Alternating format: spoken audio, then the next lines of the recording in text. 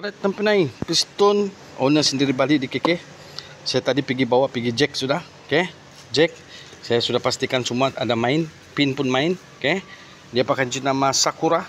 Okay, kalau ring saya memang mau pakai TP. Connet bearing dan main bearing saya memang pilihan saya memang Taiho. Saya tidak pakai NDC nya, sorry, NDC bukan tiada pilihan hati saya lah. Okay, besok saya akan combine masuk pergi kansap blok sana untuk ikat dulu apa nih main bearing lah.